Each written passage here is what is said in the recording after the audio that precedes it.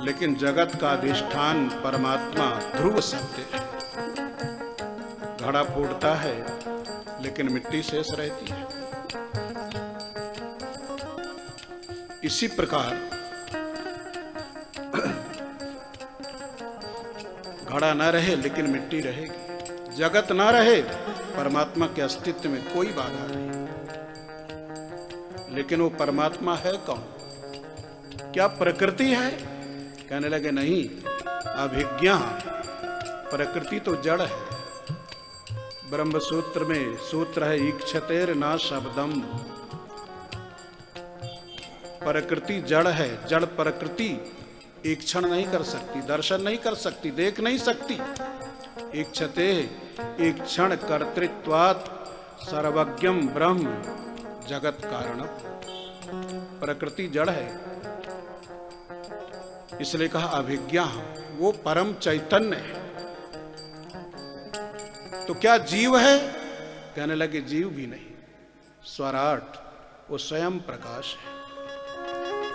स्वयं राजते।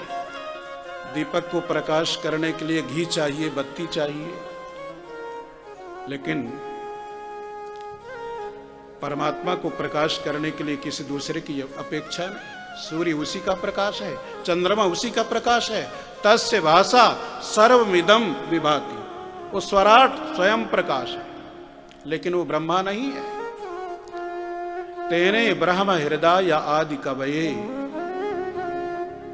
वो ब्रह्मा नहीं।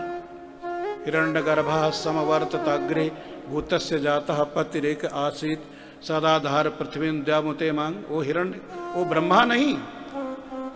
यो ब्रह्माणं विदधाति पूर्वम यो वै वेदांश प्रहिणोति तस्मै तम हदेवम आत्मबुद्धि प्रकाशम मुमुक्षुर्वै शरणमाम प्रपद्ये। वो परम तत्व परमात्मा ब्रह्मा को भी सृष्टि के प्रारंभ में वेदों का उपदेश, वेदों का ज्ञान प्रदान करते हैं। तेने ब्रह्म हृदय या आदि कवये। ये संसार एक काव्य है। उपनिषद कहते हैं पश्य देवस्य काव्यम। परमात्मा का संसार रूपी जो काव्य है वो देखने लायक है। कितना आश्चर्यजनक ये संसार। नदियों का सौंदर्य देखें, पर पहाड़ों का सौंदर्य देखें, वन का सौंदर्य देखें। अद्भुत काव्य है ये संसार रूपी काव्य। जब इतना अद्भुत, इतना सुंदर है, तो इस काव्य का रचनाकार कितना सुंदर न होगा।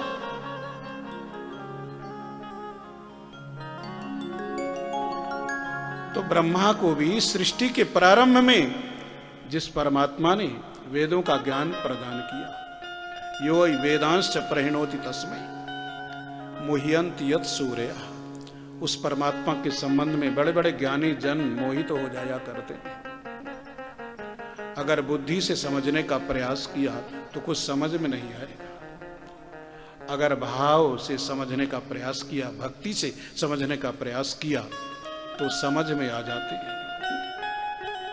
तेजो वारि मृदाम यथा विनिमयो यत्र त्रिसर्गो मृषा। तीनों गुणों की सृष्टि, ये जो संसार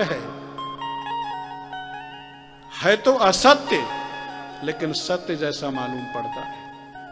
यत् सत्यतया मिथ्या सर्गोपि सत्यवत प्रतीयते। उस परमात्मा की सत्यता से ये मिथ्या असत्य जगत भी सत्य जैसा मालूम पड़ता है। रस्सी पड़ी है और रस्सी को देख करके हम सर्प के भ्रम में पड़ गए और कांप गए, पसीना पसीना हो गए। ऐसे ही, लेकिन वहां सर्प नहीं है, वहां तो रस्सी है। रस्सी में सर्प का भ्रम हुआ।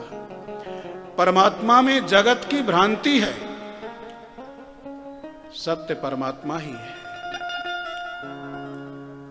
धामना स्वेन सदा निरस्त कुहकम। उस परमात्मा का आश्रय ले। वो परम तत्व परमात्मा हमारे आपके जीवन में जो कुहक है, जो माया है, अज्ञान है, कपट है, इसको नष्ट कर देते हैं। ऐसे सत्य स्वरूप परमात्मा का हम ध्यान करते हैं। श्रीमद् भागवत महापुराण में कपट से रहित भक्ति धर्म का वर्णन किया गया है। धर्म प्रोजित कैतवोत्र परमो निर्मत शरणाम सताम। एक धर्म होता है कपट मिश्रित धर्म। भगवान शंकर के मंदिर में गए, एक लोटा जल चढ़ाया और बदले में मांग करने लगे हमें 50 लाख मिल जाए। अब मानो शंकर जी का गणित इतना कमजोर है कि एक लोटा जल में और 50 लाख में उनको अंतर नहीं मालूम है। यही धर्म में कपट है। थोड़ा दे करके बदले में बहुत ज्यादा पाने की आशा करना, ये कपट है। कम सुखम पटवत आवृणोति। हमारे सुख पर पर्दा डाल देता है हमारा ही कपट, हमारे आनंद को आच्छादित कर देता है, ढक देता है। लेकिन श्रीमद् भागवत महापुराण के जो रसिक श्रोता हैं वो इस कथा के बदले कुछ नहीं चाहते। प्रोजित कैतवा, मोक्ष तक का तिरस्कार कर देते हैं, मोक्ष तक का तिरस्कार कर देते हैं। कहते हैं अगर मोक्ष मिल गया, उस परमात्म समुद्र में हम जाकर के समा गए, मिल गए, तो ये कथा का रस कैसे मिलेगा?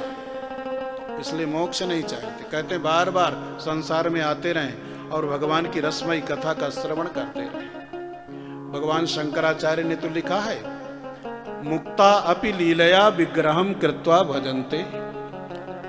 ऐसे महापुरुष जो मुक्त हो गए, परमात्म समुद्र में विलीन हो गए, वो मुक्त महापुरुष भी वहां से निकले और संसार में आकर के जन्म लिया, शरीर धारण किया। क्यों? भजन करने के लिए। मुक्ता अपि लीलया विग्रहम कृत्वा भजन्ते। धर्मः प्रोजित कैतवोत्र परमः अत्र परमः धर्मः निरूप्यते। श्रीमद् भागवत महापुराण में परम धर्म यानी भक्ति धर्म का निरूपण किया गया। और अत्र परमः का एक अर्थ होता है अत्रपाह रमन्ते यस्मिन। अत्रपा विगत लज्जा सुख सनकादि महापुरुषा अत्र रमन्ते। सुखदेव जैसे, सनकादिक जैसे महापुरुष भगवान की इस कथा में विहार करते हैं।